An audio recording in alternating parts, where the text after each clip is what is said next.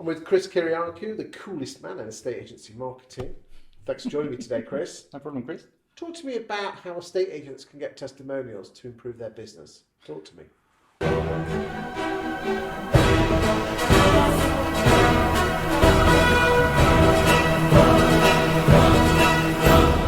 Wow. Okay. Well, first and foremost is deliver the service above and beyond what the client expects.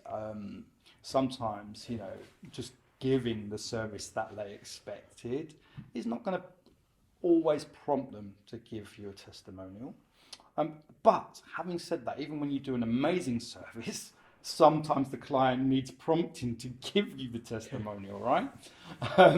Because it's relatively new, and asking for testimonials is sometimes a little bit awkward, but sometimes you have to ask for it to get it. Okay. Right? Do you think agents ask at the wrong time? It's almost that they're picking their keys up. There's the removal van's revving its what's names off outside, and you say, "Would you mind giving me a referral?" Well, we'll talk about testimonial, right? Yeah, same thing. Yeah. Okay. Sorry. Cool. Yeah, that's right. Yeah. Sorry. Yeah, go on. Is that the wrong time? I mean, there is the adage of striking while the iron's hot. I mean, I wouldn't probably do it as a hand over the keys.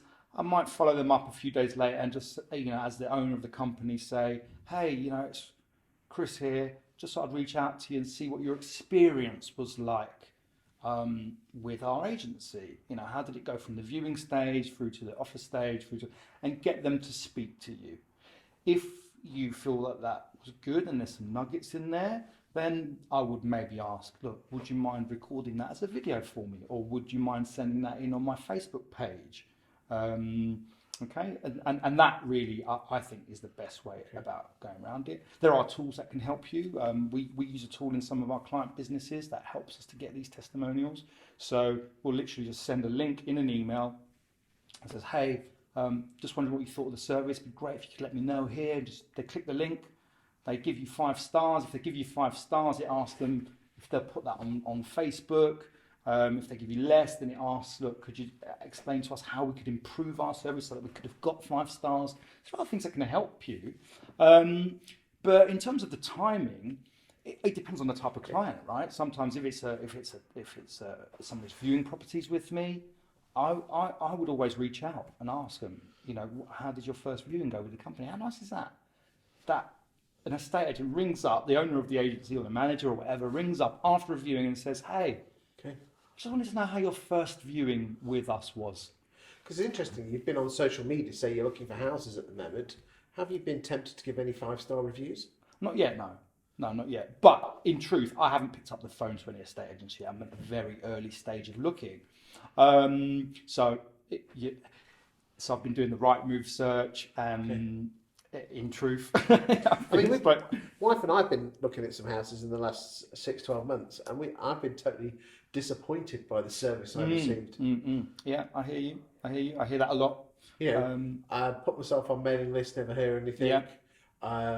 Ring up to a viewing. Oh no, the property sold yesterday. Sorry, and I put the phone down. Yeah. I've been speaking to a few people about this recently, and in truth, I'm not even sure that the mailing list exists anymore in agency. It's literally a reactive business for a lot of people. They get an inquiry through about a specific property. They'll book you into that property, maybe. Do you think that's remiss or short-sighted? Yeah, definitely. And with some of the clients I'm working with now, what we're doing is trying to revert back to when a property comes to the market, let's first offer it out to people that are already on our mailing list, already in our Facebook group, already following our page. Okay. Go there first so that we give them a good service. They're expecting a call from us. They're expecting us to update them, and then push it out to the portals. If we haven't managed to sell it in that first week, let's say, as we prepare the details, as we, what we're trying to do now actually is head for an open day in the first week of marketing, and then put it on the properties after. Then there's an advantage for people to put themselves on the main list or go to Facebook groups. Exactly. Right now there isn't. No, there isn't. Exactly. I'll just wait for it to go to right now. Exactly. And then you don't own the traffic, you don't own the data. Exactly. And there's so much more you can do when you capture that data from prospective buyers. And you're more likely to get greater testimonials because you've been extra. Yeah, exactly. I mean, just finally, how the hell did you manage to get Rob from Helmore's on video giving you such a great testimonial? Good question. Well, I think, as I've said or alluded to, you know, I've worked with Rob for quite a while. I think we formed a really great relationship, and I went over and above in terms of what he expected. You know, he started out just doing my Facebook course, learning how to do Facebook ads, and then took that a step further by instructing me to help him, you know, take that a step further. And then that became Google ads as well. And then we just grew from there. And now I'm in his business.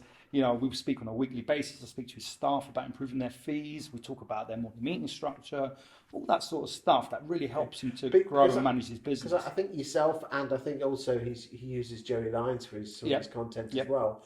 Have together, you've helped grow his business from around 40-50% market share to up to around 80%. That's right. And also improve their fees from about 1.5% to 2%. That's right. And it hasn't been a short-term thing. It's been over a period of like 18 months, as I think I may have mentioned.